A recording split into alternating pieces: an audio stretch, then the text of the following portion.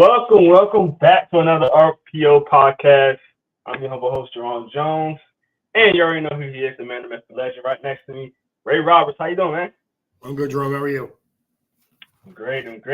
Hey, draft weekend just passed, man. It was a doozy.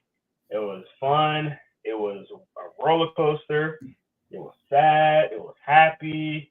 It was a great time, man. I got to, watch the first two rounds fully. The last day I was actually in Florida, so if you see me a little bit darker, I got a little tan on me right now. So I was in Florida for the OC7 tournament. But it was fun watching and follow it on my phone while I was watching some high school players play as well. But Ray, how was your weekend, man? How did you enjoy your time? I enjoyed it a lot, actually. It was very fun. First night was really fun. We had a couple surprises that kind of surprises in the fact that I didn't expect guys to be drafted quite as high as they were. Speaking about the quarterbacks, obviously, but we all knew they were probably going to go in the first round, just weren't sure where, 100%. Well, while we're on here, man, let's just jump right into it, man.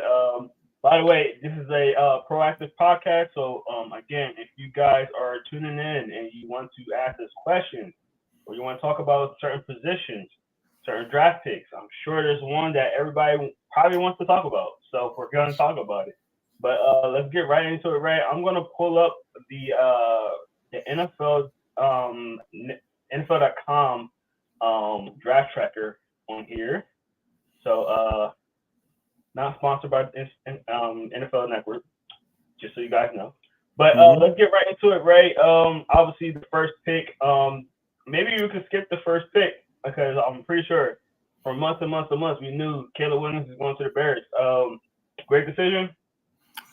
I agree with the decision. He was the number one rated player most of the year.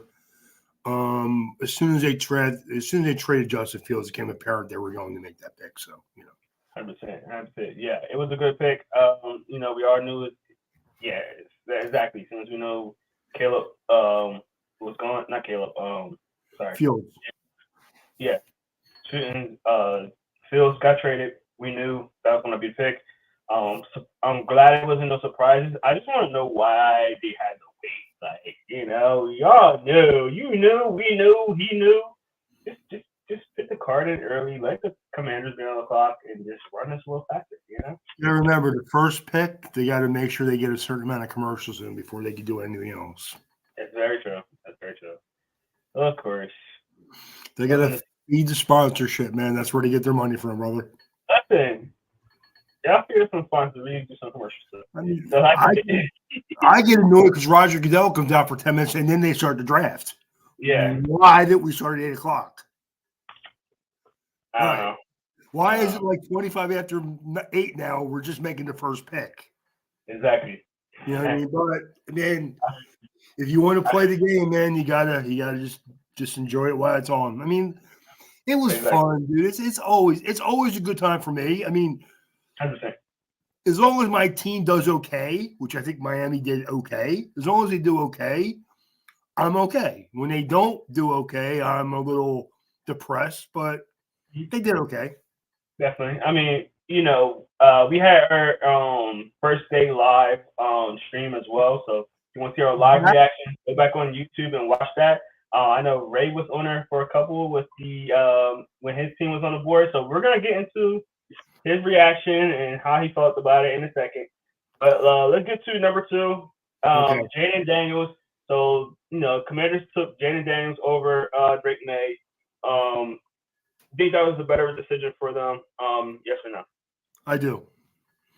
I like Daniels a little bit more, and I think that stylistically, he's going to fit what Washington's going to want to do on offense. So I think. There was a lot of comps with him being like RG3, and if you Commanders got anybody like him, that'd be great. Obviously, you hope that the career doesn't go exactly like RG3, but man, and I want to knock on wood on that. I hope the kid does well. Obviously, I'm an Eagles fan, but I want the kid to do well. So, just I could preface it by saying that do well except two times a year. That's all I ask. I think that the Washington actually had a very good draft too. Get it. All right. Yeah. Number 3, Drake May is going to New England. Any surprise here, Ray? No, I'm not surprised, but yes, we had heard a lot of talk about they weren't always sure that Drake May was the guy. So, but again, that's the problem that's the number one problem with the draft. Mm-hmm. A week, 2 weeks before the draft, how much of it is just hearsay and how much of it is real? Correct.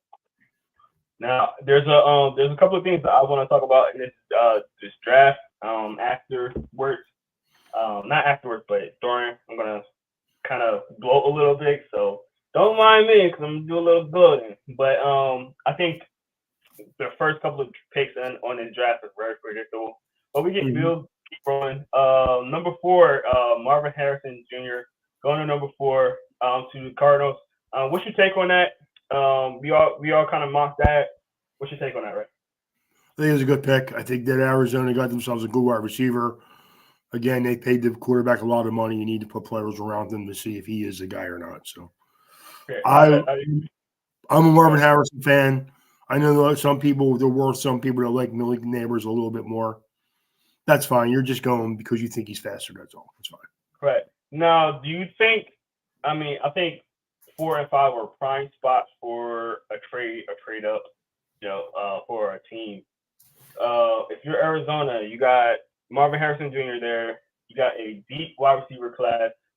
You got a questionable quarterback, and you got some other holes. Would you had considered trading down, or you think the decision was made was the perfect decision? I think that if you wanted an impact receiver right now, you stay there and you take him. I think that you can always think you can move down a few spots, but when we get into the quarterback issue later, that I'm going to completely disagree with teams did. I'm going to argue that you could have backed up a little bit, and those teams would probably argue with me that no, we needed to take our guy here because we didn't know where the other guys were going to go. So again, I like 4 wide receivers. I thought 4 of them were like above the other guys that after them, but it is a deep class. But I think Marvin Harrison is a can't miss guy.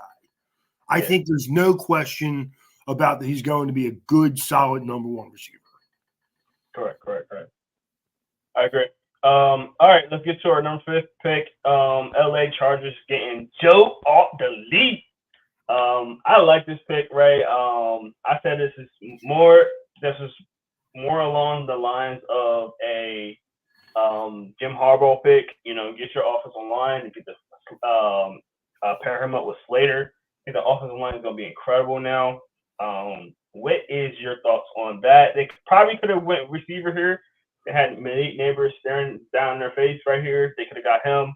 They kind of light on receivers, but they chose to protect the quarterback. What's your thoughts? I'm a fan. I think Joe Alt was the best offensive lineman in the draft. I think him, Caleb Williams, and Marvin Harrison are the best players in this draft, to be honest with you. So I think he's a can't miss player who's going to stabilize your offensive line pretty much from day one. And again, you need to protect your quarterback who's coming off an injury again. So you need to do that. And it's a Harbaugh pick. Yeah. Harbaugh's going to he loves the trenches. That's where he builds his teams, and that's why he's going to succeed again. Yep, I agree. All right, number 6, the New York Giants getting Neighbors. Again, this could have been a spot for a quarterback here, maybe a trade out, but they chose to get the second best receiver in the draft, Malik Neighbors. I think we all kind of mocked this, Ray. What's your thoughts on that one? I think that the Giants could have went offensive line here, but I don't have a problem with them adding a playmaker. Again, they have money invested in their quarterback. They need to find out if he is the guy or not. So I agree. Very surprised that they didn't get another quarterback in this draft, and we'll talk about that in some maybe a future podcast. But again, first 6 picks, I think we all kind of predicted those picks. Mm-hmm. Now we get to the fun because at number 7, we got a little mix up. Ray, we already talked about this in our mock draft the night before, with a chance of JC Latham going high in the draft. Me and you, I think we both agreed that we wasn't too high on JC. A little bit too much inconsistency for us. So, what was your thought on Tennessee Titans getting him at number 7, above some of the other tackles? There's a lot of great tackles in this first round. A lot of them got taken.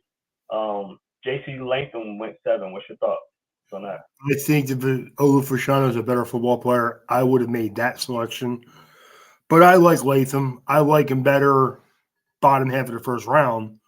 But I think he'll be a good, solid player for them. He's someone they could build their offensive line around. Again, I like Fashanu a little bit more, but man, everybody has their own draft board. We'll see. I agree with it, right? Like we said, in our little mock draft, we had JC, me and you both. We talked about it. We had our top 5, offensive linemen as well.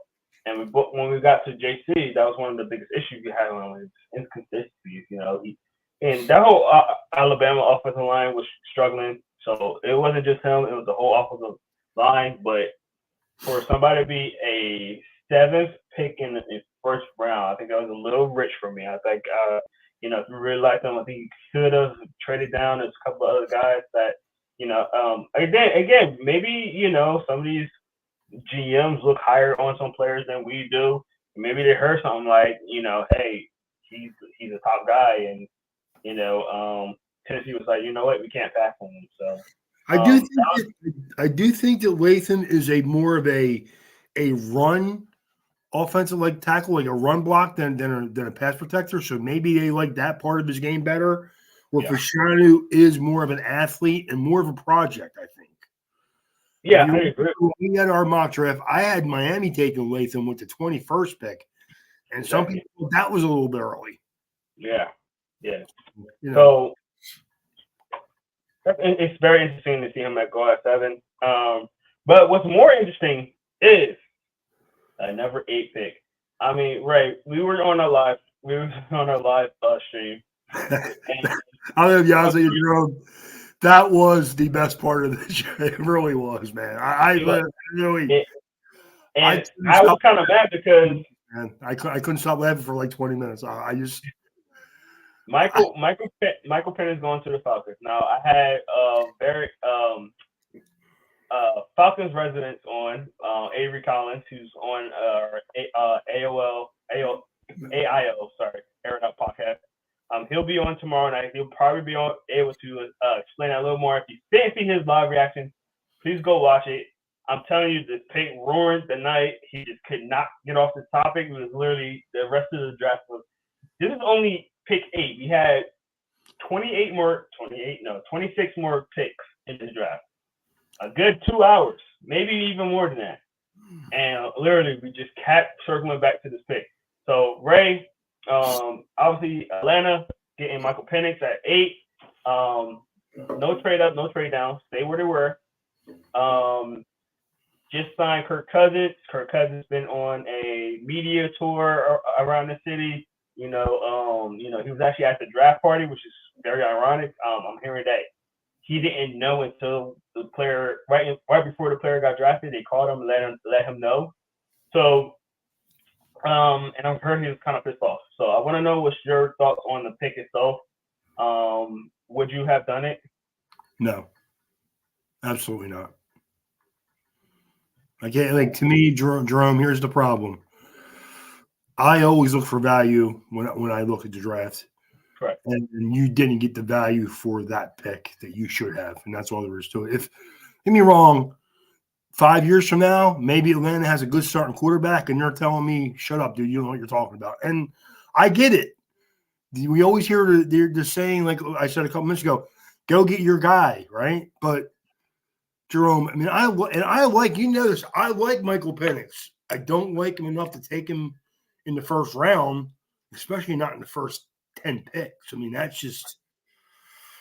is grounds for getting fired as far as I'm concerned. I mean, literally, if he doesn't turn out to be a good starting quarterback And I know people, there's always hits and misses. You can't miss on a quarterback in the top 10 that badly. You can't. Okay. You Here's can't. my thing. There's a couple of things. There's a lot of bad things, and I'm about to like really break it down. One is just signed Kirk Cousins to a $100 million guaranteed contract. So he's getting $100 million guaranteed, no matter whatever you do with him. So you have to have him in the building at least 2, maybe 3 years, right? Yep. Second, Kirk Cousins is an older quarterback coming off an injury. So I kind of get getting a quarterback, but this early was kind of ridiculous. I feel like you should have traded back and I just feel like you could have still got Penix trading back. Or you have some other quarterback options if, just in case he doesn't pan out. If he wasn't there, you still have some other quarterback options back there, I think. The other thing is you drafted a quarterback who is injury prone as well. He got 2 knee injuries. He had 2 shoulder injuries. He looked very banged up in the national championship. And that game, it was nationally televised. Everybody's seen it. Everybody's seen this man like try to will his team back and just couldn't perform because he was so banged up. So for me, that was one of the 2 of the biggest issues. My other issue is what the GM and coach Raheem Morris said about the pick and the decision of doing it. They said, if the best bet is in 5 years, Michael Penix come in and become a good quarterback. My issue with that is the whole reason you want to get a quarterback early is to take advantage of that rookie contract. By the time he's about to play, that rookie contract is about to be over. You wasted all his rookie contract, and then you're coming off a $100 million guaranteed quarterback just to go into another big quarterback contract. If it works out like that. And they try to pair that to what the Packers did. And it's a total different situation. You had a way older quarterback in Aaron Rodgers, who was at the end of his year. That's part of his contract. You had the Packers at the time, even still now, was a playoff team. They had pieces around. This Atlanta team needs so many pieces and needed so many pieces. Now they did address that later in the rounds, so I don't want to act like the first round is the end all be all. They did address some of those positions later on, yes, but we'll see how that goes. But my issue is you had a prime position to trade back where you had a lot of key issues on your team. You had a chance to trade back, even if it's 3, 4, 5 spots. Get some extra picks and then get your quarterback. Get a quarterback. If it's not Penix, which again I didn't have him in my first round mock at all. He was the only quarterback I didn't have in there. I did say there was going to be 5 to 6 though. So for this to happen, I thought it was a little ridiculous, right? That you would do that so early. The whole thing of comparing it to Rodgers and Love is incorrect because you didn't sign Aaron Rodgers and then draft his replacement. Exactly. You had Aaron Rodgers for years. Correct. And like you have done before, you drafted his replacement 2-3 years down the road. Mm-hmm. When I did see part of the press conference with the Atlanta GM, and my thing is not against them. They're telling you what they think they have to tell you. My problem is the media that's there. Like if he just said to me, well, best case scenario, 4 or 5. If you're going to tell me that after 4 or 5 years, it's going to take Michael Penix 5 years to get on the field, then it's a huge mistake. Okay, yeah. Huge. And I think either way it goes, you made a mistake somewhere.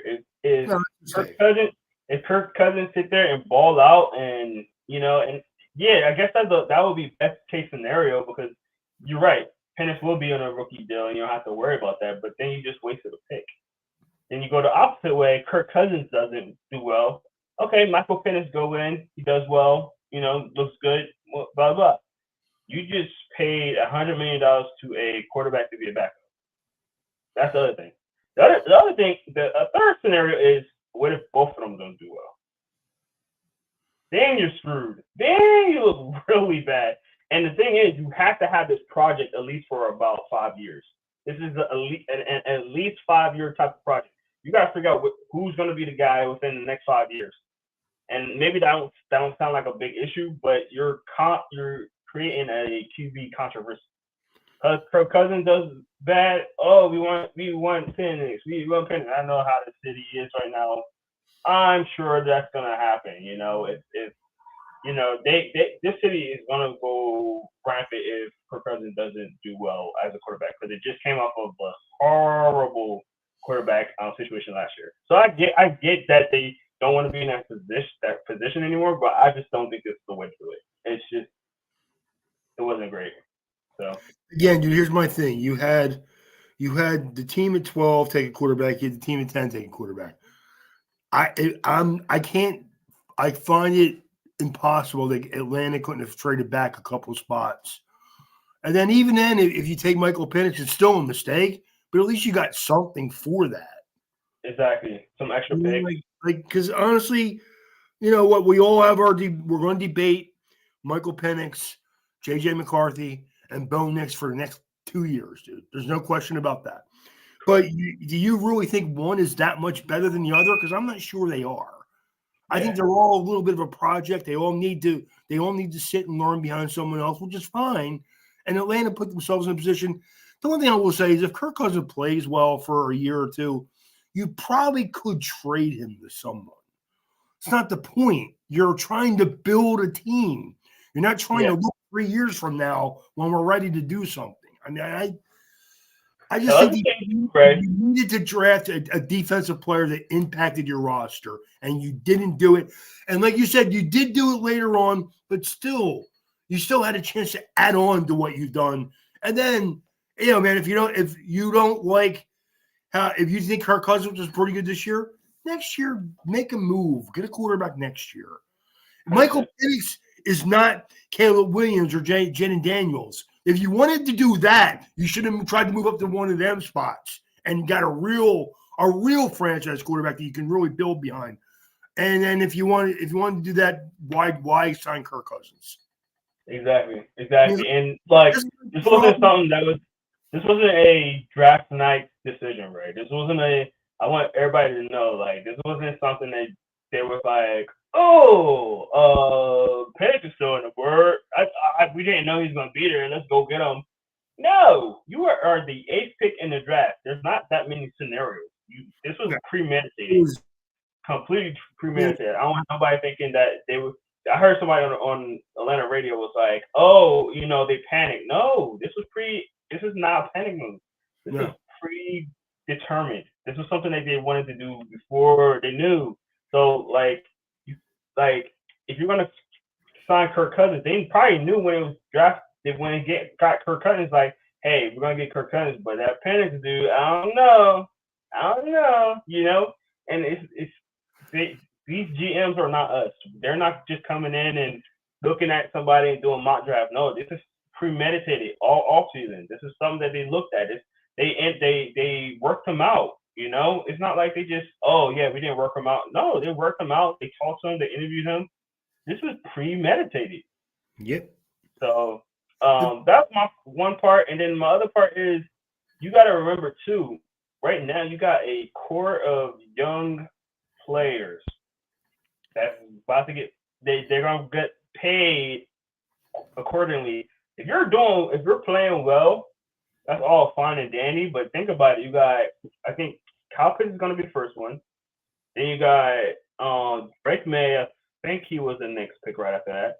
Then the pick right after that is Bijan, right? Mm-hmm. So you got to pay all of them within the next 3 years. Then right after that, you got to decide what you're going to do with your quarterback. So you're going to be paying a lot of money into your offense. And I'll be honest with you, Jerome, a running back is never a position I would pay that second contract to.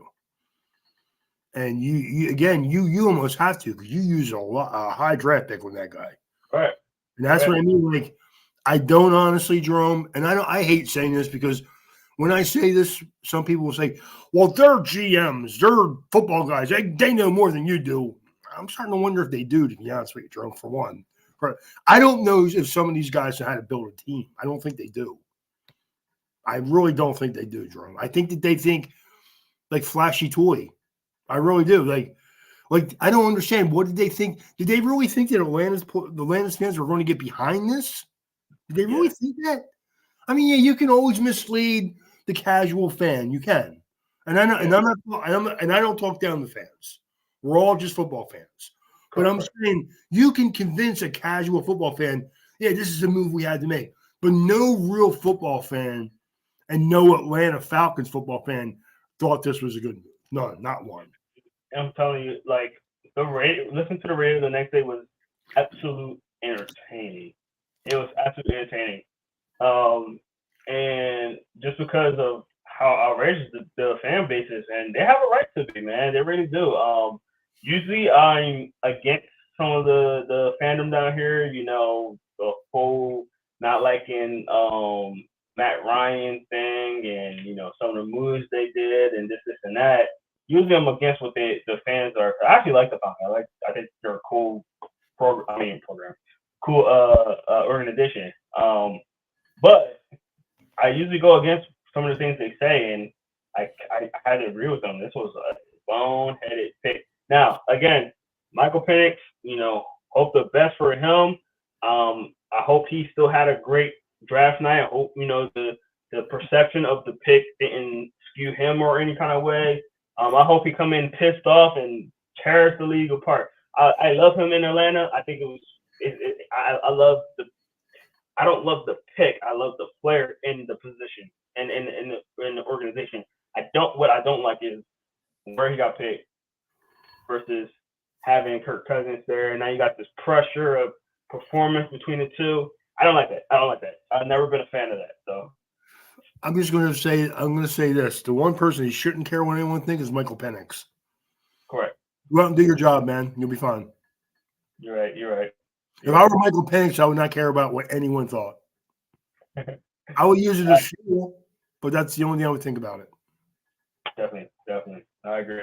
All right, let's get to our next couple of picks, man. We can talk about Michael Penix literally all day if we really wanted to, but we're going to get to the other picks and talk about those. Rome Odunze at number 9 going to the Chicago Bears. Any surprise here, Ray? No surprise. Great pick. If I were Justin Fields, I'd be a little upset the way the Bears have put players around Caleb Williams after playing with slop for 3 years. But you know, Fields must be having punching the air, man. He has to be. Dude, I'll be honest with you. Justin Fields is in a perfect situation, dude. Yeah. Go out there, take care of your business, and you'll get your time in Pittsburgh, I believe. Yeah. We'll say I like Rome Odunze here. A little bit of a crowded wide receivers position for him right now, but you only got 1 year with Keenan Allen. You get to learn from a Keenan Allen. You get to learn from a DJ Moore. He could be the slot guy for now. It looked like him and Caleb Williams already started a cool relationship between the two, so I'm sure the chemistry will be great. He's a very deserving player right there. I said when Atlanta was on the board, I said that there was a chance that Atlanta might get Rome Odunze. I wouldn't have been surprised at that, or offensive lineman.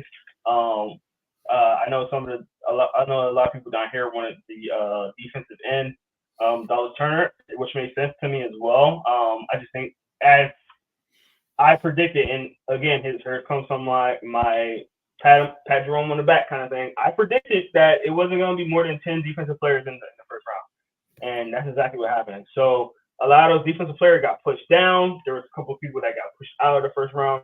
We'll talk about that in a second.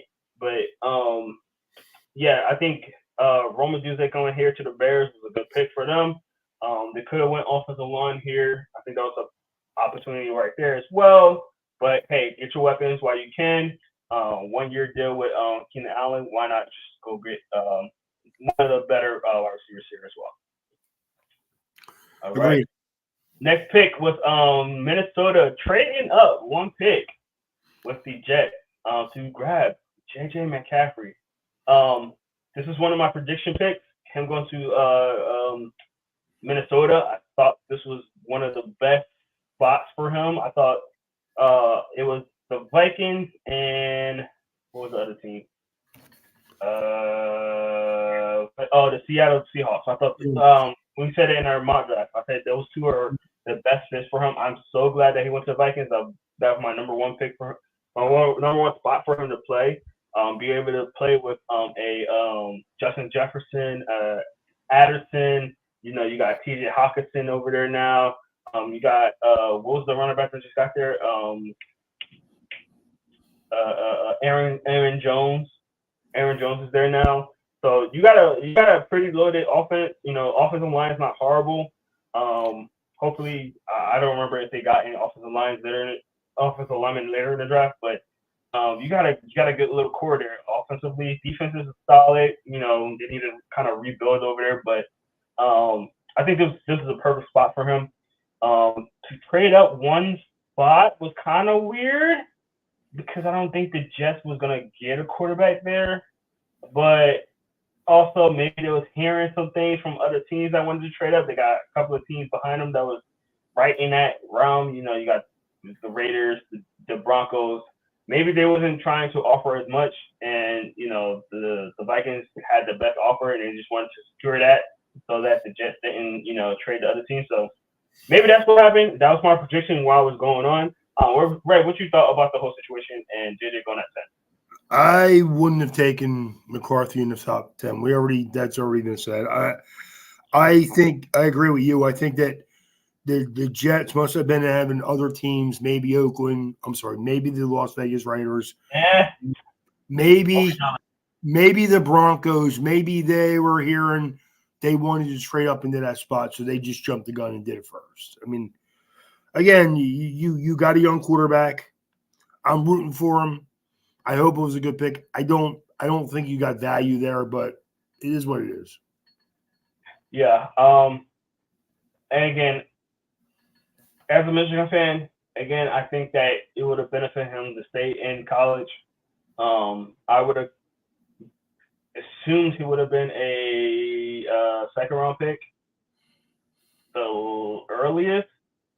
But then once I started hearing a lot of the buzz and things like that, I understood why. You know what I mean? Again, we talked about this to nauseam, in our last couple of podcasts. But for me, I think, just the leadership, don't say the word, Ray, but the leadership, the likability of him, the high potential. I also made a hot take and said that I think he has the highest ceiling.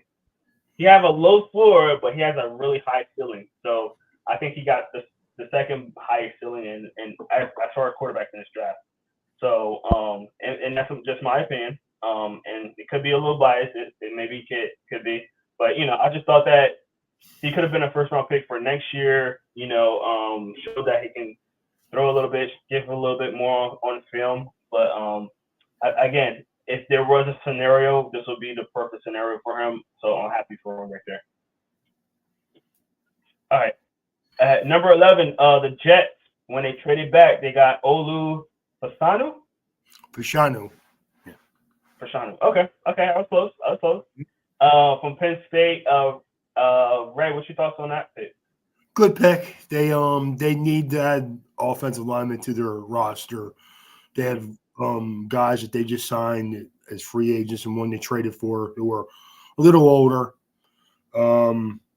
I think that I think Fashanu was the second best offensive tackle in this draft. So I think it's a great pick. I maybe would have won Brock Bowers there. I was gonna ask. Or if there were a receiver I could have got there, but none that were rated that high. I probably would have went tight end there, but you draft an offense. When you draft an offensive or defensive lineman, I don't argue with the picks, man. I agree.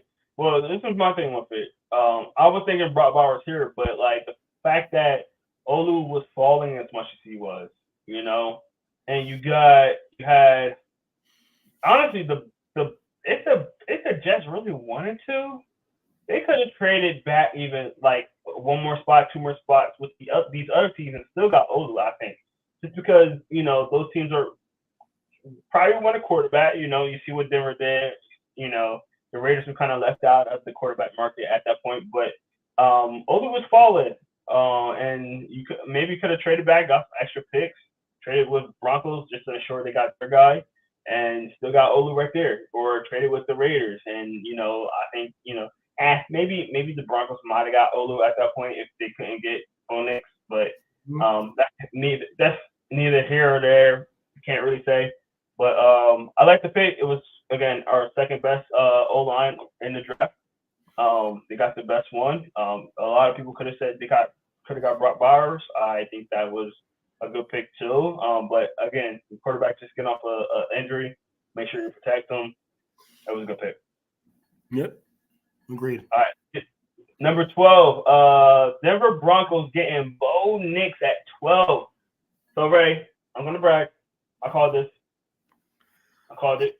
I called Bo Nix going to the first round. I want to know what you think, man, Ray, because I know you don't like this. I don't like, you didn't think Bo Nix is the first round pick. I called that he's going to be in the first round. What's your thoughts on this, Ray? I think this is almost like a worse pick than Michael Penix, to be honest with you. What? Who was more upside, Bo Nix or Michael Penix? Bo Nix, a healthy Penix, yes. A healthy Penix. Yes. Okay. Dude, I don't understand. Like, people forget how bad this guy was playing before he went to Oregon and started throwing the wide open wide receivers and running backs out of the backfield. Yes, but right. Again, my thing about Bo Nix is he had the best season in his career, his last season. He increasingly got better each year, and he showed a lot more maturity. I think that shows a lot for him. Didn't look that great at the Senior Bowl. Neither did Penix, to be honest. So I think that you look into those things where you see the progression. NFL coaches are looking at it like, I could do something with this guy, and you make sure you get your guy in the first round if you can. Just make sure that, especially the way the word was going, where you had all those quarterback could be needy teams in around that spot. The Jets could have got him as a backup. The Saints could have got him in there. The Seattle could have got him as a backup. So get your guy now.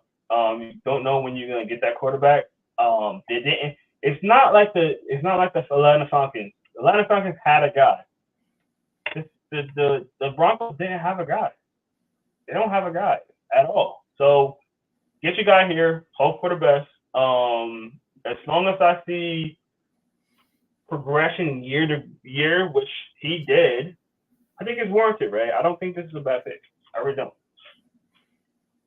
All right. All right. Okay. All right. So next pick of the Las Vegas Raiders take Brock Bowers here. Now I'm curious to hear what you think about this one, because obviously last year they took your guy and Mike Myers, however you say his name, and double up. Obviously Mike Mayer was a second rounder last year, but was regarded as a number one guy. Played fairly well last year. His game wasn't great. He kind of flashed here and there. But they go and get Brock Bowers. What's your thoughts on this now? They got two potentially really good tight ends. Would you have done this pick, Ray? No, I would not have, but you got a good player and you got him at a value spot. So that's the one thing I will say about it. It wasn't like you overdrafted a kid. You didn't. You got a top 10 player. You got him at pick 13.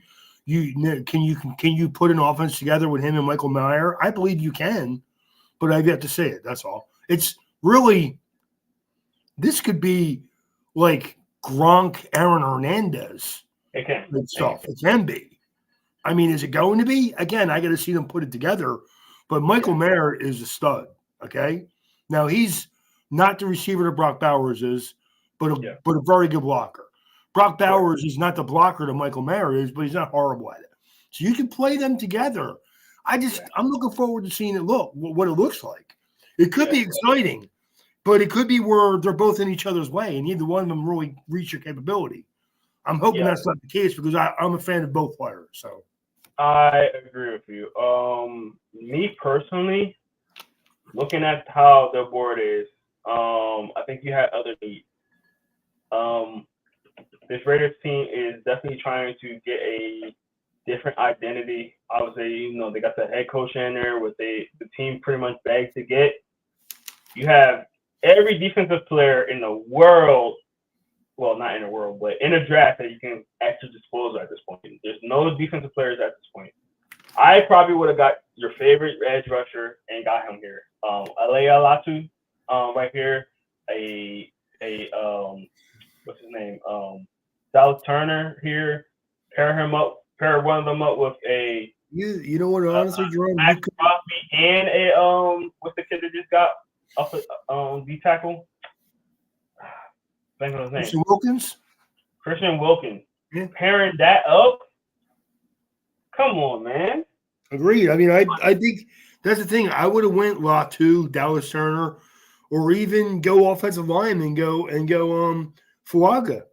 I didn't understand that part of the pick. Again, I love the player. We all love the guy. That's all you pick, like you said. He's going to be very good. I just don't like. I feel like one of them are probably going to be wasted. That's all. Yeah.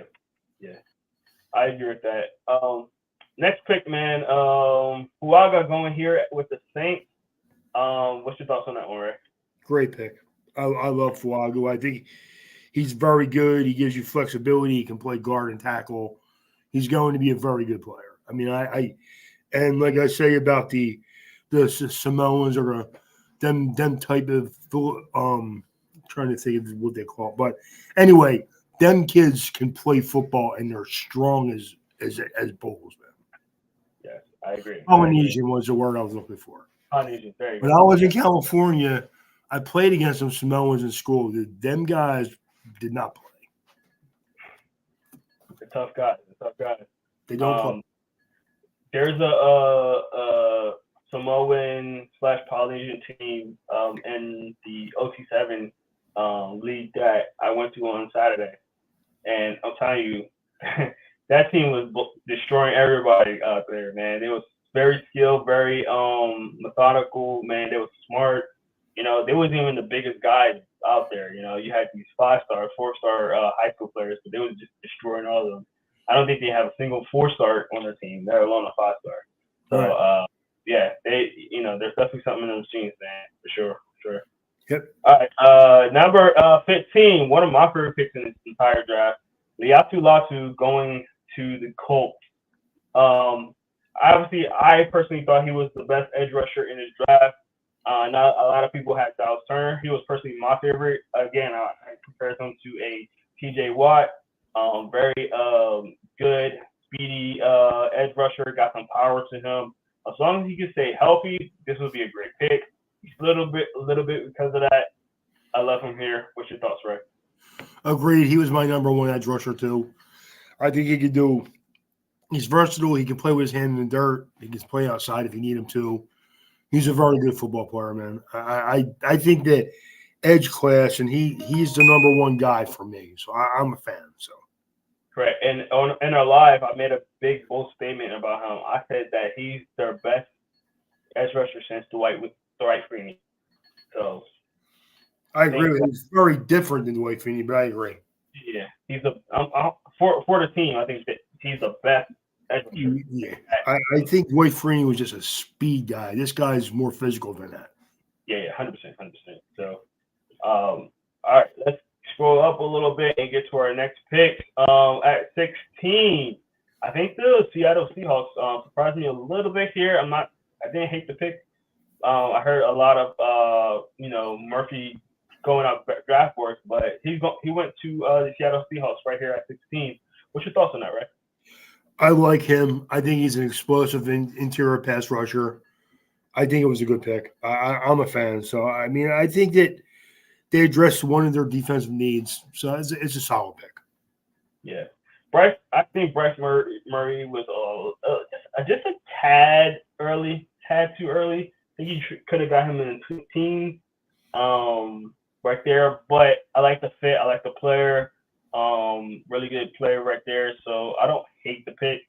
I just think it was a little too rich.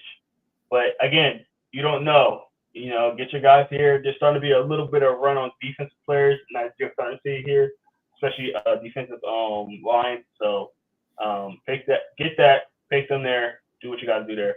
Mhm. All right, number 17, Dallas Turner going to the Minnesota Vikings. Now, I said earlier that the Vikings need to reload their defense a little bit.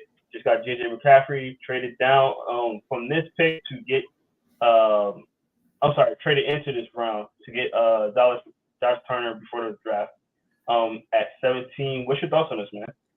I'm a Dallas Turner fan. I think as an outside edge rusher, he's going to be a really good player.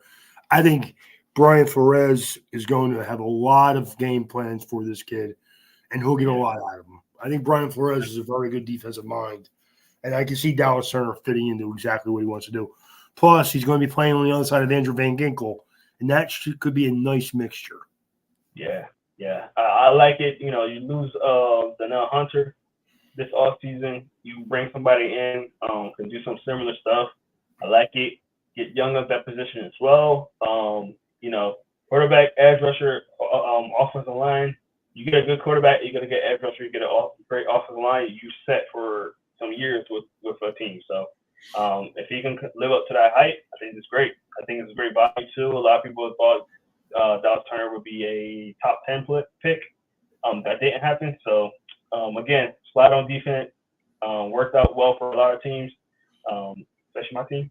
And anyway, uh, let's go to number 18, Ray. The Bengals taking Amarius Mims here. What's your thoughts on that one? I'm a Mims fan. I think there's a very high ceiling for this kid. He could wind up being the best tackle in this draft if he's dedicated and focused. Um, it's a little early, even though I did mock him to Cincinnati a couple weeks ago. But I Yeah. think Cincinnati needed to address the offensive line, and this player should do that as long as he's coached well. I'm only okay with it because they kept holding off on getting a top tackle. I think there was a couple of tackles that you could still got later on, trade it back, whatever you needed to do. This is a trade back scenario for me. I'm not a huge Mims fan. I'm not a huge fan of just a straight big guy. He's an athletic big guy with no technique. I said it in our mock draft. I think he has the sloppiest technique in the draft. Well, okay, I'm sorry. I can't say that. I can't say that because that's a little bit ridiculous. Because there's other guys that got drafted later on. But he had one. He was very sloppy for a first round pick. And I need my tackles. Like if they're gonna put him at guard, that will make sense. But put him on the edge with his floppy technique was kind of to me. But if he gets his hands on you, man, he's gonna smack you up. So maybe you could teach him technique. You can teach technique. You got a good offensive coordinator. I didn't want him on the Eagles, so I was kind of glad that he came right here because I heard there was rumors that the Eagles couldn't pick him, or there was mock draft at least saying that. But yeah, I wasn't a fan of the player per se, especially with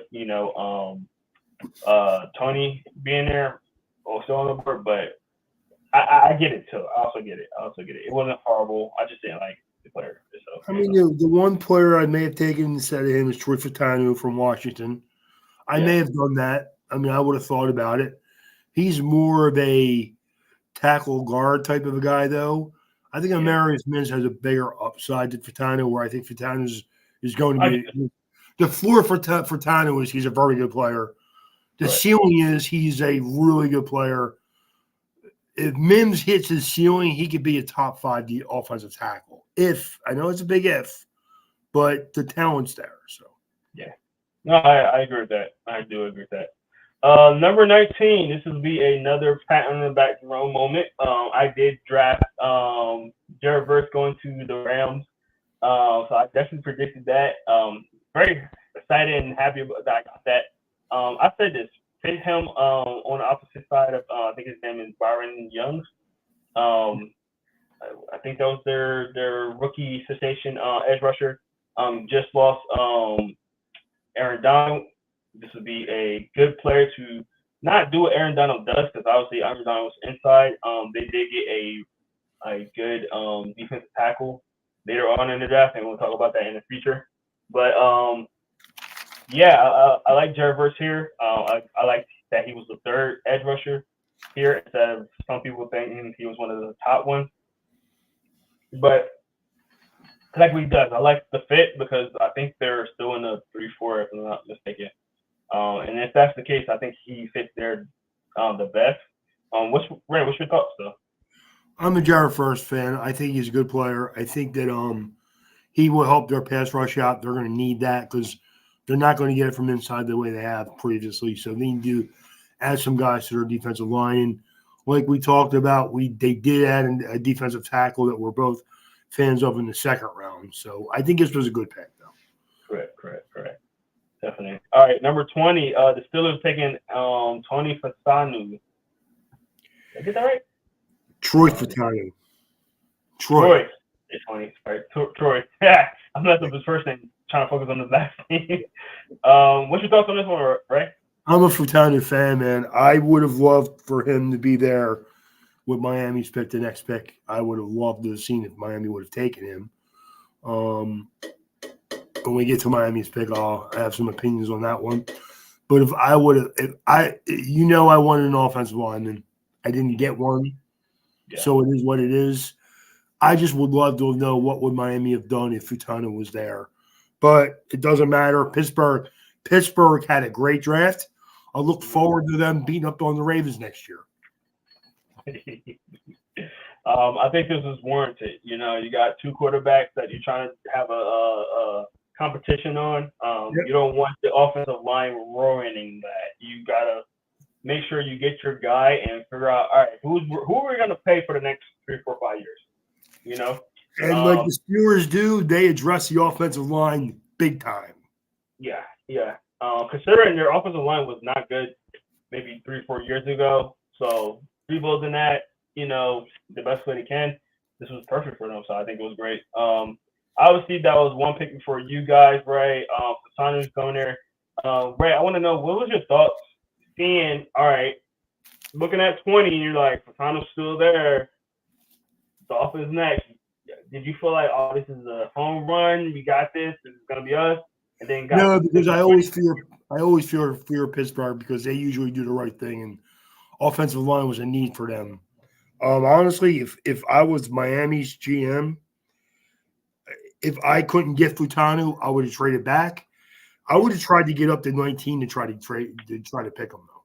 Well, that's what I was going to ask next. Was did you think that you guys thought you can get a offensive line and kind of stood there and not gonna say panic because a lot of people had Chop Robinson going in the first round. So I'm not gonna say panic, but like, all right, Fasanu's there, we can get him. And then if Fasanu gets picked right before you guys, you're on the board. Now you do have your option at corner. At that point, I thought you guys were gonna go corner. You wind up getting Chop Robinson. You know, obviously you got the kid from FSU and Chubb. Both of them coming off of injuries. What's your thoughts on the decision, right? Because obviously, as of right now, he's going to be a rotational guy, I would assume. I mean, here's the thing. I like the player. I don't like where we got him because of the value of the player. If I were drafting, I would have taken Quinion Mitchell with this pick. I would have brought in another corner. Now we did address a corner. Our corners are fine. It's not the point. The point is value was take Quinion Mitchell. Take a Brian Thomas before I'm taking an edge rusher there. Wow, but I don't. Crazy. What's that? Brian Thomas would have been crazy. Dude, with my receivers, that means Waddle or Tyreek Hill would have played in the slot. Imagine that, dude. Yes, I do agree with you, Chris. We're going to definitely talk about that. Thank you, First 14 teams, for going offense. No, for real. We're going to talk about that in just a second. Chris, thanks for being on. But yeah, I agree with you, Ray. Chop Robinson, a guy that had a second round grade for me. Now the thing is, around this spot, this is where you do find some second round grades, kind of sneak into the first round. So I Sure. don't hate when I see a second, especially like he was a high second round pick for me. So when you see that, I don't hate it. You get your guy where you can. The issue is that defense was literally falling. Now, if the defenses wasn't falling and it was like, oh, he might be the next best player, then all right, cool, like, hey, let's get him. Get me But wrong. I defense is think falling. Miami says they love Chop Robinson. They took him, and I think that's fine. I don't think I don't think that's wrong. But well, as I think part of the thing is, I had injuries at edge rusher all year last year, and losing both of my top two guys, I think, made them overreact a little bit in the draft. Again, Chop Robinson will play. Probably play on my defense.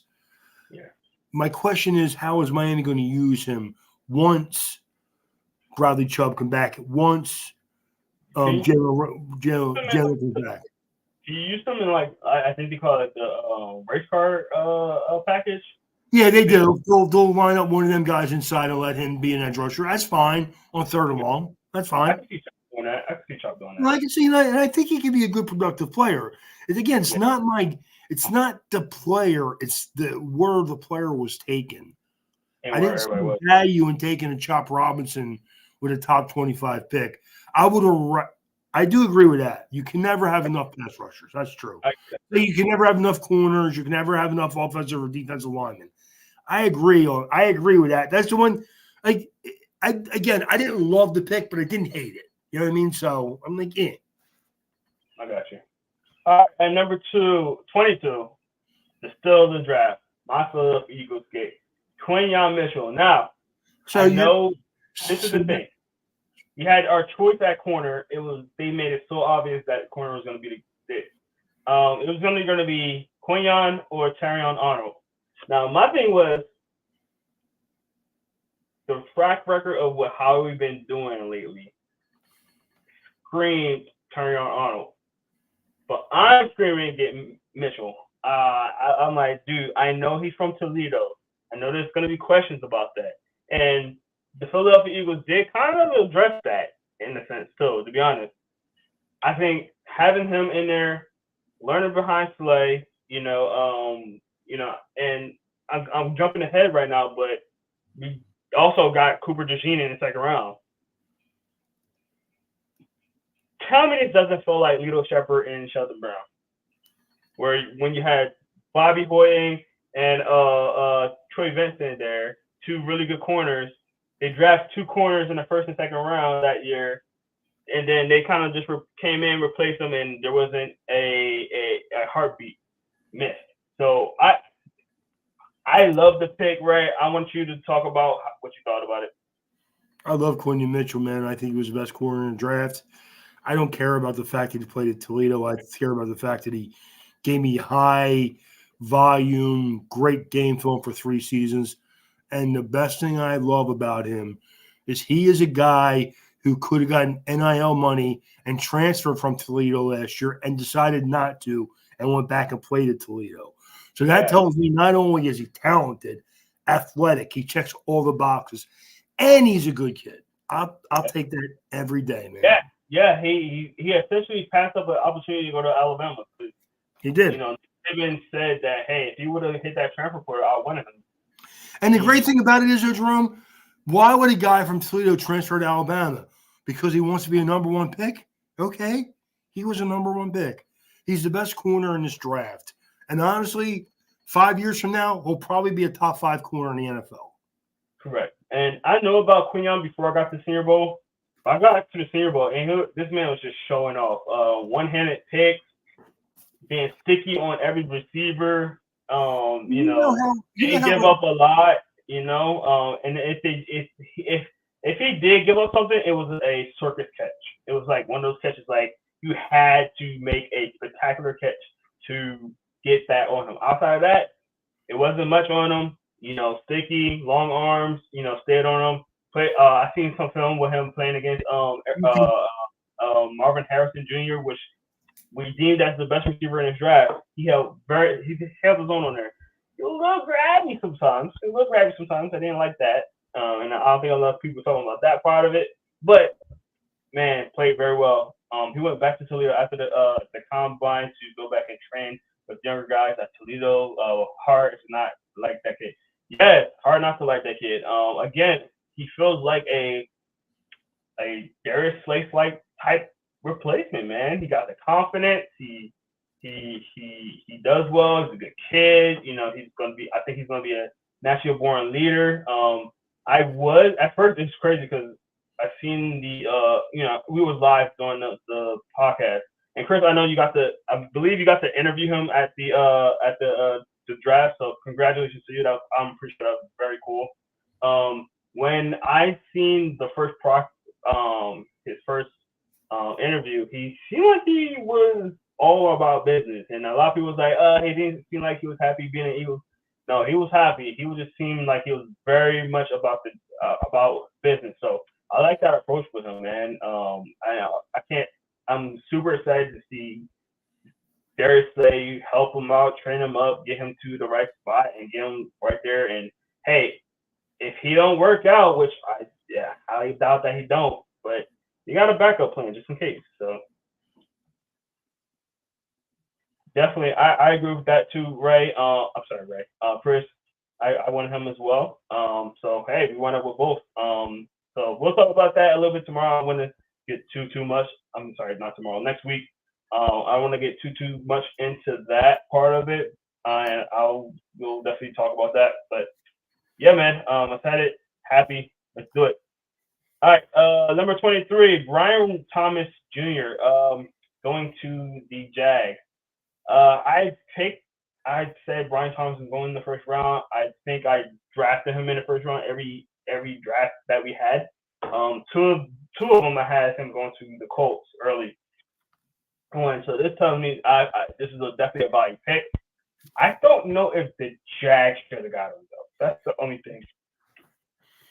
Again, I think you're trying to develop a young quarterback. Why not put another player around them? You know. Yeah, I think I would have went the cornerback route right now. I really do. Just based on the position where players are falling. They have enough guys there. Zay Jones is there. They got Kirk. I'm trying to say Kirk Cousins, not Kirk Cousins. But Christian Kirk. Sorry, there you go, Christian Kirk. It did lose a receiver in Calvin Ridley. I get that. This is a deep draft of wide receivers. I think they could have waited. So I get it. Ridley left. There was a hole at that position. I agree. Deep draft again, Chris. Deep draft. I think this is the perfect position to get value there. I don't think you maximize your value. Great player. I like the player. I don't think it was a good player for the Jags, in my opinion. I'm a Brian Thomas fan. I think he was he was the only other wide receiver I thought was a surefire first round guy. So I like the pick. But again, you could have went offensive line there. You're Jacksonville. You need to make a noise this year or fall behind Houston like substantially. Because Houston's a team on the rise right now. Yes. Very quick rise. So you got to keep up with them. So I get it. All right. Number 24, the Detroit Lions trade up with the Cowboys to grab their cornerback, Terrion Arnold. I can't tell you how much is a good fit this is, right? I absolutely love this pick. The Lions been killing the last few years, and they killed it again. I outside of Quinyon Mitchell, this is probably my second favorite draft pick in this draft right here, Ray. What's your thoughts, though? I'm a Terrion Arnold fan. I think he's a good player. I think any player that can help improve Detroit's defense is where they have to go, pretty much. So, yeah. We've seen what happened when they played the 49ers getting torched by Brandon Ayuk out there. They're gonna need somebody. That was their biggest weakness last year. Only reason why a lot of teams stayed in the game was because their Detroit secondary was just Basuda. So they needed somebody in there. All right, number 25. The Packers stayed at 25 and got Jordan Morgan from Arizona. What's your thoughts on that room, Ray? I'm not a fan. I had a late second, early third round grade on him. I think he's a solid player. He's a developmental kid who will play in the league. I don't think he's ever going to be anything special. And I just don't think if I'm going to do that, I would have taken like a Tyler Guyton, or I would have taken a Darius Robinson and tried to add some defense to my team. Again, not that I don't think he's a good player. I think he's fine. I didn't see first round value for him. So I don't know. We'll see. I think they panicked. I do. I think that they're such a pass heavy team, and I'm sorry, they want to be a pass heavy team at times now. It seems like now they're not running as much as they did a couple of years ago.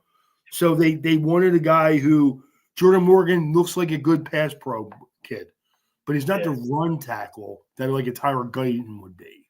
So I think it's maybe scheme fit. They didn't look. But again, I had Tyler Guyton as a early second round player. I had Jordan Morgan as a late second, early third, to be honest with you. Yeah, I agree.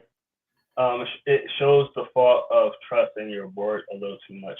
Yeah, I agree with that too, Chris. I didn't like it when you had a Graham Burton there. Could have added him in there. I love Graham Burton. You had Tyler Guyton. You still had Paris Johnson, which again I don't even know. I think he was a third rounder. I have no idea how that happened because Ray. Again, that was my favorite offensive lineman. Maybe that was the issue. Maybe GMs knew that was my favorite offensive lineman. I was like, Jerome don't evaluate good offensive line, so maybe we shouldn't pick him. I don't know. Maybe it's my fault. Anyway. I would have drafted like Nate Wiggins, a corner that I could have used before an offensive lineman I gave him a C grade. Yeah. I'm sorry. I just didn't think it was a great pick for the spot they were in. That's all. Right. No, I agree. All right, 26. Graham Burton going to the Buccaneers. Slam dunk for me. I love this pick. Graham Burton, I think, was perfect in around this area. I think he's a good fit for Tampa. They got some good offensive alignment that they start to build around that organization. What's your thoughts on this, though, Ray?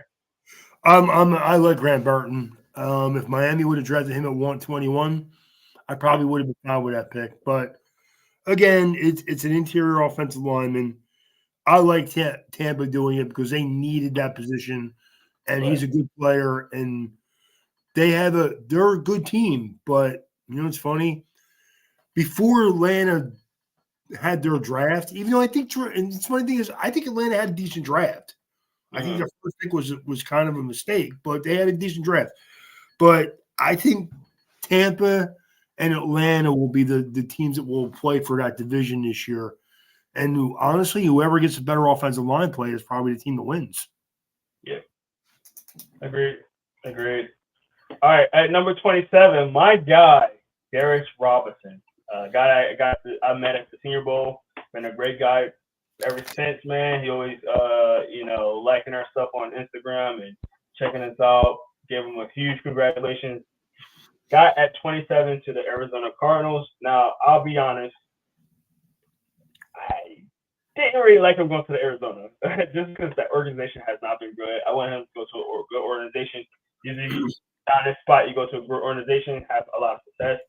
I don't like that part of it, but I do like him. I do like him going to Arizona. I think they need a player like Darius. Last time I checked, they listed him as a defensive tackle. We talked about that, Ray. Now on NFL.com, it has him at defensive end. But when they announced him on the draft night, it had the tackle. So I'm curious what they think about him. Now, is Arizona a 3-4? They play a 4-3, I believe, Jerome. I thought so. I'm pretty sure they play 4-3. It's going to be interesting where they line him up. Because either way. To me, I would play him right now as a base, big defensive end, and then move him inside as a pass rusher on third down. Correct. I think that's why I like Darius. I think he's a very versatile type player. You played a very good player against the run, and he does give you good flashes of pass rush ability. I think that, again, playing at left end, big end, play against the run on first and second down, and then inside you put a little speedier guy out there and move him inside, and he'll give you some really nice pass rush underneath, I believe. Yeah. I'm sorry, Ray. I see his value on the outside. The way he bent during the draft, man, it was incredible. Let me see if I can find that real quick while you talking, Ray. But what's your thoughts on the actual pick, though? I'm a fan. I like the pick.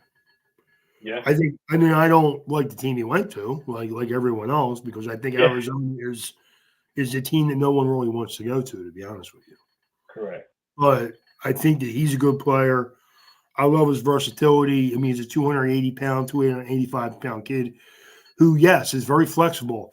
Can give you a nice bend, and that's why I think I could use him on first or second down inside. But then on third down, if I can use that bend and that power as an inside pass rusher, because it depends on who the quarterback is too, obviously. But no quarterbacks like pressure in front of them. Look at that, Ray. Come on. No, yes, I get it. I mean, here's the thing. If he's a 285-pound kid, so if you're going to use him on the edge, you're going to use him as a strong edge. Yeah, you're not going to exactly. use him as just an upfield pass rusher. You would be miscasting him. You wouldn't be using him to his fullest potential. Then. No, I agree. Only a few Reggie Whites and guys like that. Jason. Guys that can do that, they can play that side and still get to the quarterback. But I think Robinson is one. And if you put him over here, and even on first and second down, and give him a real good edge rusher on the right side, the weak side, I think you can get a lot of production. Again, I don't like Arizona because I just don't trust that team. I agree. All right, let's get to our next pick. That will be the Kansas City Chiefs trading up with Buffalo to grab the speediest receiver in history of the combine, Xavier Worthy. Not a fan. I'm not gonna lie. I'm a fan on the front of, yes, they got another receiver, another speed guy, but I feel like they already got this guy on our team. I said this already. They got another Hollywood Brown. I mean, don't get me wrong. He does a lot of good things as well. He can get in and out of his breaks really well. He's really good with the whip route. I mean, I know they're trying to get another Tyreek Hill. They're probably going to use him in that same kind of mold. But you got a Hollywood Brown. I think you need a big guy. And the fact that they got two speed guys, Rashee Rice, who knows what's going to happen with him. Yes, they still got Travis Kelce, but he's getting older. I know they just re-signed him as well. He got a big contract, but he's getting older. He was already contemplating retirement himself. He didn't play that well last year himself. Dropped a couple classes. That's why I was kind of confused why he got a big contract the way he did. But he's deserving. He's a Hall of Famer. Huh? Yeah, Hall of Famer. That's why he got a big contract. Yeah, they're paying him for hopefully what he can still do, but what he's done previously, basically. 100%. Again, they drafted a team down the road. He got to take away some coverage from the other guys too. So he's still a very good tight end, dude. You saw it in the playoffs. He can still play when he needs to. And they drafted a backup tight end who I actually like some versatility there. And Hollywood Brown on Baltimore is not a good player. Watch how good he is on Kansas City, though, man. Watch. Listen. Watch. The biggest knot was his hand. That was his biggest knot. There's not a difference between throwing a pass whizzing by your head than one just floats right into your hands, dude. Okay. I'll give you that. If I'm a quarterback or a wide receiver, and I agree, I didn't like the Worthy pick. I think he's a talented kid who will make plays for you. But again, value, he's a second or third round pick. I agree. Now in Kansas City, will it be more better than that? Probably, because he's playing with the best quarterback in the league. Yeah. No, and I said this on a live too, because remember, Ray, I said I don't think Ladd McConkey is the first round pick, which obviously he wasn't. But if the Kansas City Chiefs stayed at 32 and they picked Ladd I was like, that don't make sense. Until Rasheed Rice situation happened. Then I'm like, all right, they need a bigger guy. They need somebody with some in there. And honestly, that's why I thought they were gonna stay at 32 and get Xavier Leggett. You know, Leggett got speed too. He ran a 4.32. You know, obviously he didn't run a 4.1 whatever. You know, yeah. But I get that. Here's the other thing, though, Jerome. They drafted another tight end. I think you're going to see them use more 12 personnel. I think they're going to use the tight ends a little bit more than they have previously. And do they need a bigger receiver? They could use a bigger receiver. They could always get one too. And you don't know if Rice is going to come back or not. We'll see. If he comes back and then you add Worthy to Hollywood Brown and then tight ends, you're going to be really good, man. But if he doesn't come back, what's your plan? And that's what I have. I get what I have. And then this is the same team that won a Super Bowl last year playing with guys that sucked all year, man, the wide receiver. Now, again, this could be a scenario too. Like, and I wouldn't have got Xavier Worthy, but maybe they're hearing, all right, there's a couple of guys out there that we can still get. You know, Tyler Boyd's still out there. I think he got a little bit left in his tank. It could be a reliable hand for you. Then there's 3 receivers that were rumored to get traded during the draft. Here's the thing, though, Jerome. If you're one of them teams, you trading anybody to Kansas City? Hell no. If you're Cincinnati, you trading T. Higgins to Cincinnati? No. You're right. You're right. If you do, you might as well just mail the Super Bowl trophy along with it. I agree with that. I agree with that too. All right. So we'll see how that goes. Maybe they have some. I don't know, but I wasn't a fan of the pick. Ray, I'm not a fan of the value of the pick.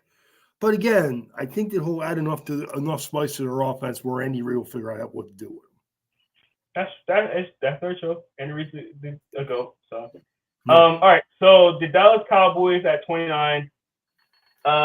This is after they traded back with the Denver Broncos. I reluctantly said this is actually a good pick for them.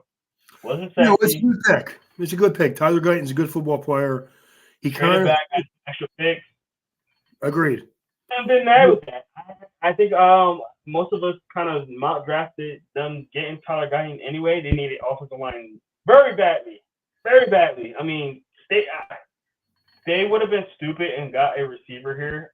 I would have been happy with it, to be honest, because they're so bad at offensive line. Like, from what they're missing this year, they needed another guy out there. They stay calm, got the offensive line. They didn't need to do there. So, as much as I hate to say it, I didn't hate the pick. It wasn't a sexy pick. It wasn't good. It wasn't cool. But I felt like it was the right pick. I agree. I think it was a good player. It was a good pick. I just don't know who's running the ball for Dallas this year. I guess we're going to figure that out down the road, right? Ezekiel Elliott. Man, never thought I was going to hear that again. Ezekiel Elliott. Yep, he's back on the team, so we'll see that. You see how it goes. I think he's a little washed, though.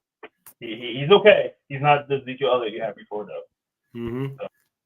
All right, number 30, we have Nate Wiggins going to the Ravens. How do the Ravens keep doing this? I really don't understand. They don't panic. They just sit and let good players fall to them. It's insane. Nate Wiggins is one of my favorite corners in his draft. Every year. Yeah. Every year it's the same thing with these guys. They just know how they do it. They don't move. They kind of sit tight. They just wait for things to fall around them. Bam, Nate Wiggins falls right to them. No problem. I don't get it. How did it? Man. It tells you the ineptitude of 10 other teams that draft before them every year, to be honest with you. Oh, dude, it's crazy. Nate Wiggins was one of my favorite corners. I do feel like he needs to be a little bit more physical, or you don't have to be the most physical, but he got to show some physicality to his game a little bit more. But having Nate Wiggins and Kyle Hamilton on the same team, my God. Dude, the coverage that you have in the back end. Oh, my geez, It's just funny, because I'm watching the draft, and I'm like, Damn it. Nate Wiggins is falling right to Baltimore. Damn it. Nate Wiggins is falling right to Baltimore. And I'm like, damn it, they took Nate Wiggins. As soon as I seen the Chiefs getting Xavier Worthy, because I thought that was a possibility that maybe the Chiefs trying to get another corner. I thought maybe they would draft the corner too, and that's an Andy Reid move. He likes corners. So I thought I actually thought maybe that was why they moved up to that spot to get a corner, because Nate Wiggins was still there, and then when they didn't, I'm like, oh shit. And then I'm like, oh, Baltimore's going to get Nate Wiggins. Great. Crazy. It's insane. Obviously, from our reaction, we both think it was a great pick. I literally just don't know how they do it. Congratulations, coach, for watching. Your team did it again, man. I don't know how you're doing it, but you're doing it. So, and literally, they don't even move. They just like, watch me. It's crazy. The craziest one to me was Kyle Hamilton a couple years ago. Yeah. Like, they're just sitting there, like no one's even thinking, well, what's Baltimore going to do? What do they always do? They wait for guys to fall and they jump on them. That's what they do. How? I just don't get it. But anyway, all right, 31.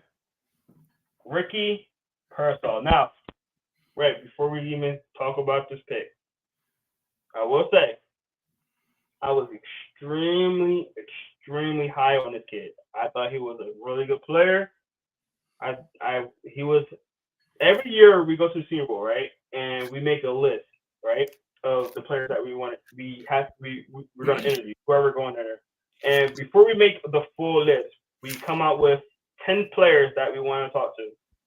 Obviously, I had a lot of my Michigan guys because it's a deep Senior Bowl year with Michigan guys. My top guy was Mikey Summerstill. He didn't wind up going last minute. I had one or two Michigan guys. The last two picks of this draft were in my top 10 as far as top 10 guys I want to interview at the Senior Bowl. Obviously, I didn't get to interview Ricky, but I will tell you this. I did not have a first-round grade on him at all.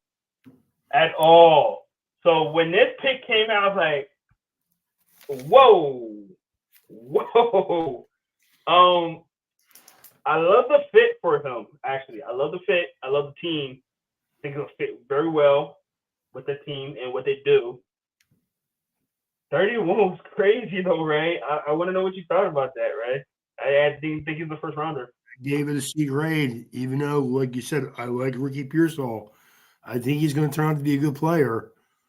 And again, people only care in the end if the guy can play or not. So I think that's going to be the case. He's going to play. Great. But first round, I had a third-round grade on him, maybe early fourth.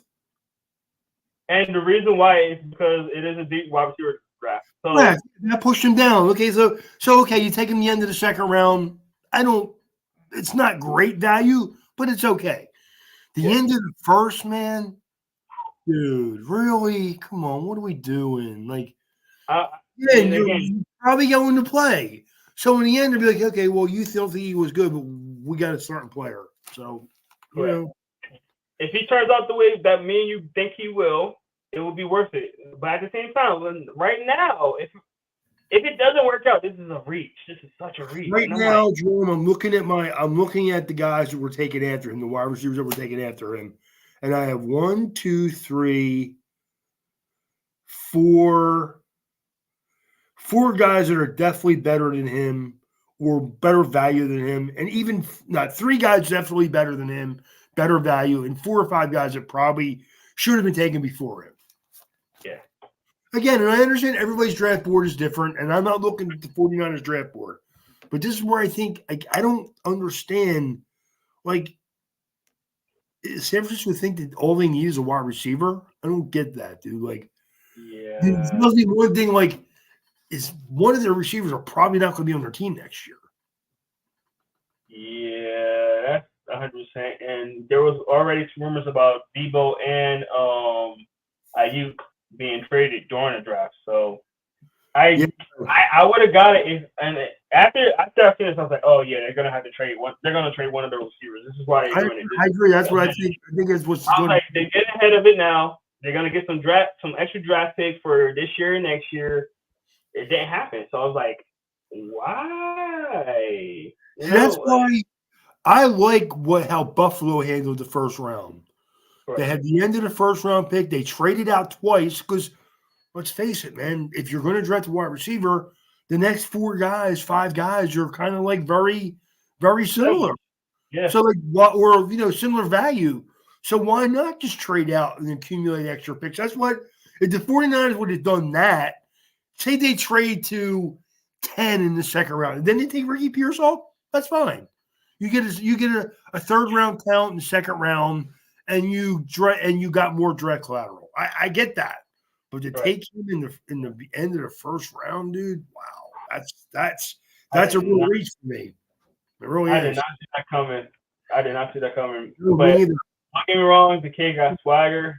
No, I mean I remember I think me and you were probably I two of his biggest fans. We both liked him, like but him a lot.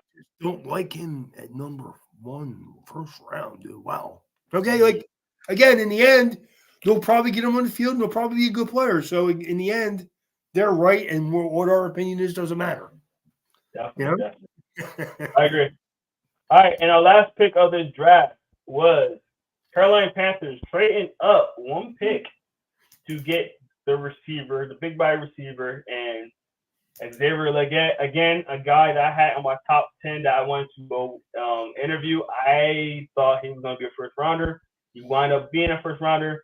And our mock draft actually had the Chiefs sitting there and getting Leggett right there. So I had him in the same exact position. I didn't think the Panthers would trade up to get him. I think it was a great pick, man. A guy right in their backyard. So I'm pretty sure they were able to scout him and look at him. Had one really good productive season. He had some background issues that he couldn't really fulfill the seasons before that.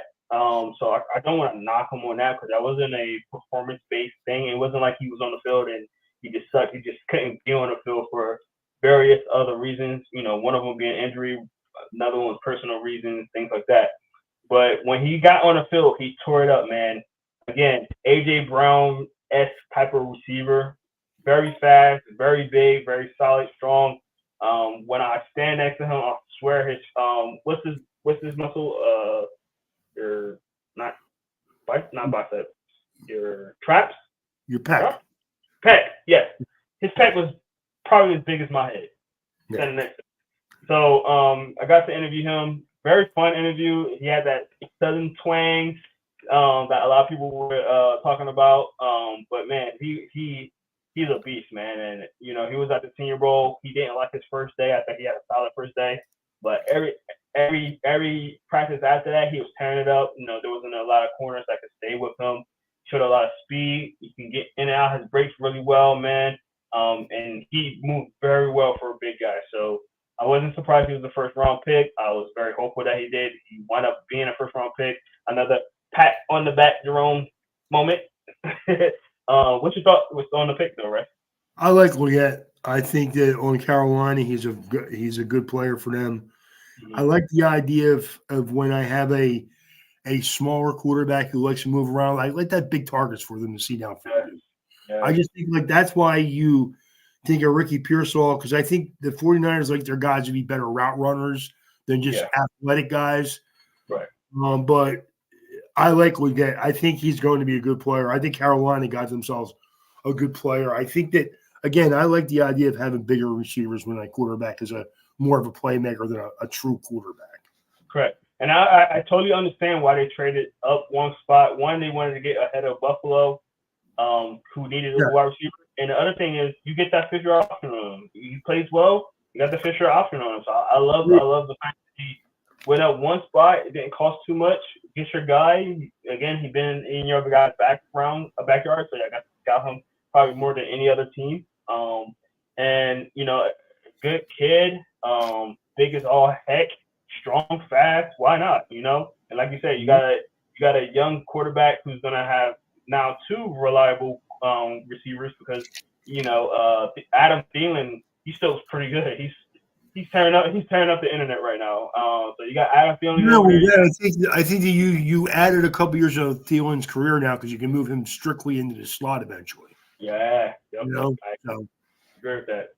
So I like it. I like it a lot. So all right, Ray. That is the conclusion of the first round. Before we get off, was there any player that surprised you that was not a first round pick? was there any player that surprised me? Yes, I was a little surprised that Johnny Newton wasn't a first round pick.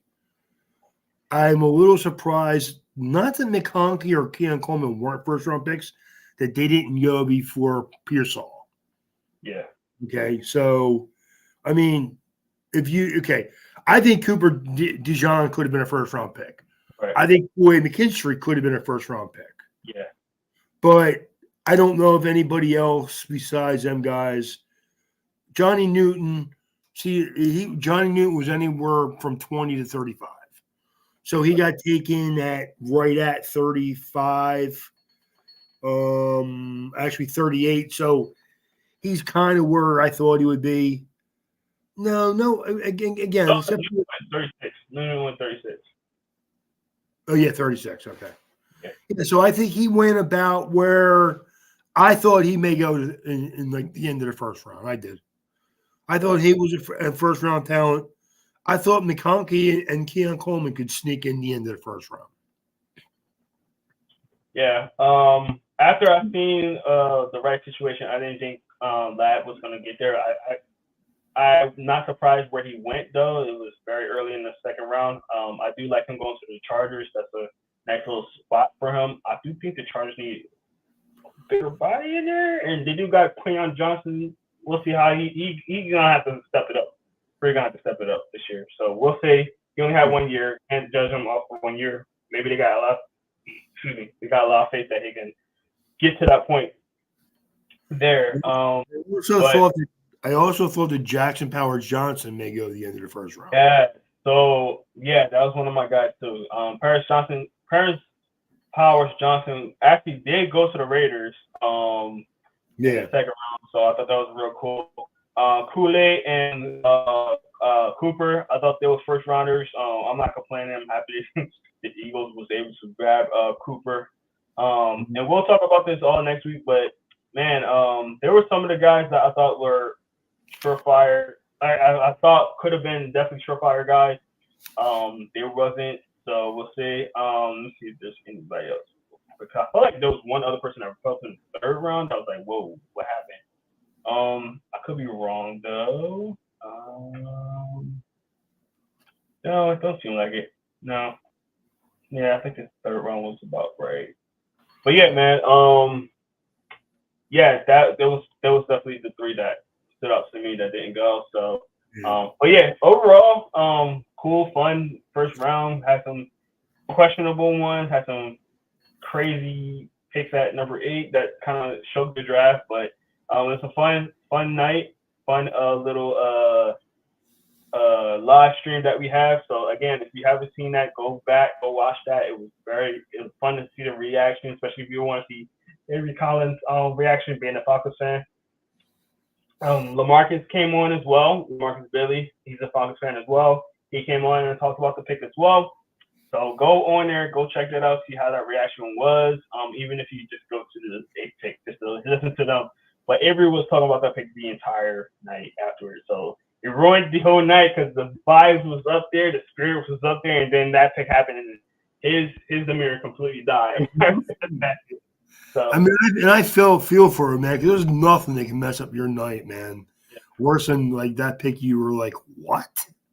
Yeah. Trust me. I know. I had it before too. I had it when Jalen Hurts. Different situation. No, look at Jerome. At least Jalen Hurts was a second round pick. Yeah, that's what I mean. I don't even want to go back and relive that again, man. That was just unbelievable. Correct. Unbelievable. It wasn't as quite as bad as the Daniel Jones ones, but it was really close. Yeah. At least with Daniel Jones, they needed a quarterback. No, that's true, but it was the same because there was talk about them trading, like taking Daniel Jones at 17 because they had the 17th pick too. And then when they took him with the second pick, it was almost the same. Like what? And I get same thing with Michael Penix. I was like, what did they just say? Dude, and I'm looking at you guys, and you didn't hear the pick yet.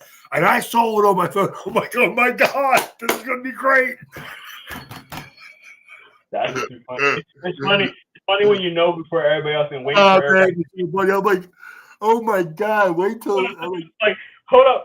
Did anybody else see that? Did anybody else see that? That was, oh my god, dude. That was definitely beautiful. It was so much fun though. It was really, again, if you're a Falcons fan, it probably wasn't fun for you, but it was fun for everyone else, man. It really was. 100%. So next week we're gonna be doing day 2. We're gonna go through that one a little bit faster than today. Today we went through every single pick and did our analysis. We go through it a little bit faster because we got 2 rounds to talk about next week, and then the week after that we'll get into the last 4 picks, and then we'll do undrafted free agents as well. Talk about some guys that we thought should have been drafted that wasn't drafted, things like that. So keep it locked in with us at the RPO College Football Podcast. We'd like to thank Chris Thomas for being in here and with his comments. And you guys can also be in here with your live comments as well. Just make sure you go in here. We got 41 people in here watching right now. So if you're one of those 41 people and you want to, comment on here, definitely do that. I believe you can do it on X. If you can't do it on X, switch over to YouTube next time. Get your live comment. If you still want to leave a comment though, you definitely can. Go on YouTube, put your comment on there. We comment back on every comment as well. And also, if you're watching this later on, you can also do the same, and we'll definitely make sure we're coming back with any questions or decisions, or just let us know how the draft went. Tell us how our live draft went. What do you think about it? Was it fun? Was it cool to look at? Tell us what we can do better if there is something we can do better. So, well, that's going to do it for us today, guys. I'm Jerome Jones. Right there is my guy, Ray Roberts, the man, Mr. Legend. Thank you guys so much. We appreciate you. We'll see you on the next one. Have a good night, and see you on the next one. Peace.